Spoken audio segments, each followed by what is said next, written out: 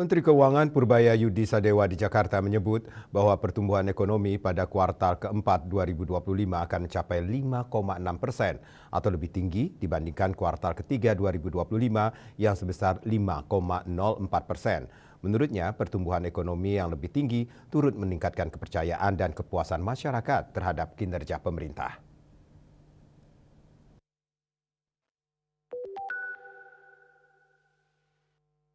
Pertumbuhan ekonomi Indonesia pada kuartal 4 2025 diprediksi akan mencapai 5,6% atau lebih tinggi sebesar 5,04% jika dibandingkan pertumbuhan ekonomi kuartal 3 2025 sebesar 5,04%. Hal tersebut disampaikan Menteri Keuangan Purbayayudi Sadewa dalam rapat kerja bersama Komisi 11 DPR RI di Jakarta Kamis 27 November. Purbaya mengatakan berbagai stimulus dari pemerintah termasuk penempatan dana senilai 200 triliun rupiah di perbankan turut dalam meningkatkan pertumbuhan ekonomi di 2025.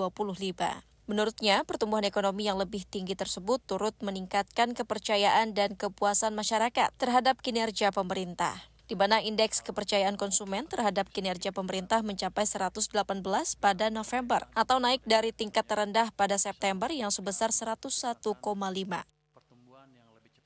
Ketika masyarakat puas ke pemerintah seperti sekarang, harusnya demo akan lebih sedikit ke depan dan pemerintah bersama DPR tentunya bisa memfokuskan untuk menciptakan pertumbuhan yang lebih cepat, fokus menjalankan program-program yang sudah disetujui oleh DPR untuk memastikan kita bisa menciptakan pertumbuhan ekonomi yang lebih cepat.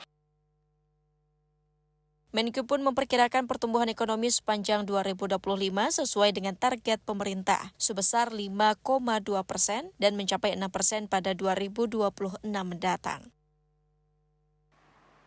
Dari Jakarta, Sanya Dinda, Kantor Berita Antara mewartakan.